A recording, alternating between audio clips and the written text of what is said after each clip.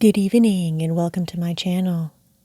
Tonight we'll be continuing our story of The Strange Case of Dr. Jekyll and Mr. Hyde by Robert Louis Stevenson.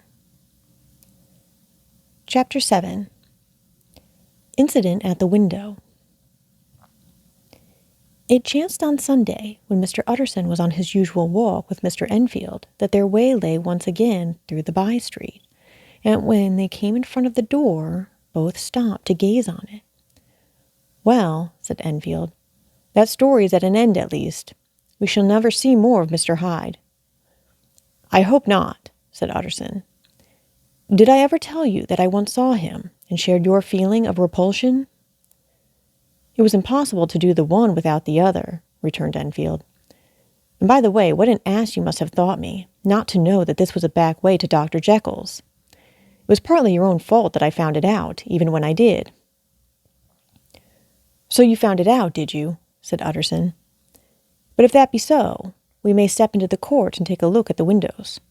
To tell you the truth, I am uneasy about poor Jekyll, and even outside, I feel as if the presence of a friend might do him good." The court was very cool and a little damp, and full of premature twilight, although the sky, high up overhead, was still bright with sunset.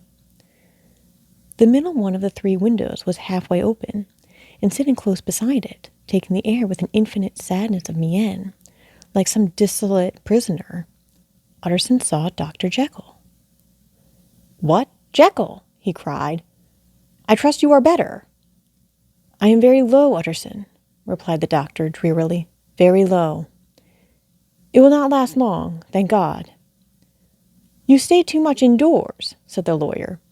"You should be out, whipping up the circulation like Mr. Enfield and me. This is my cousin, Mr. Enfield, Dr. Jekyll. Come now, get your hat and take a quick turn with us." "You are very good," sighed the other. "I should like to very much. But no.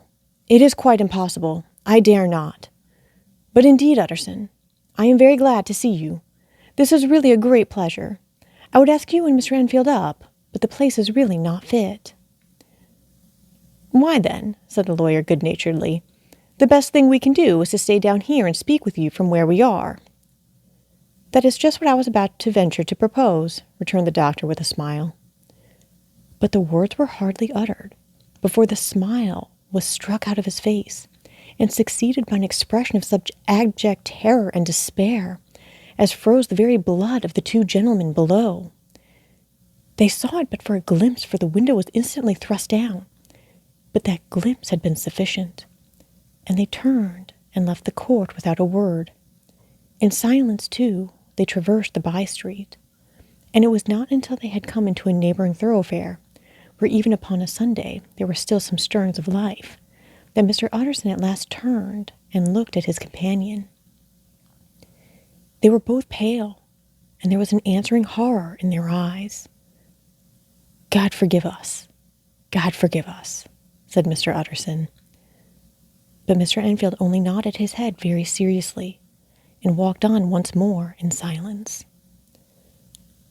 Thus ends Chapter 7 of The Strange Case of Dr. Jekyll and Mr. Hyde by Robert Louis Stevenson.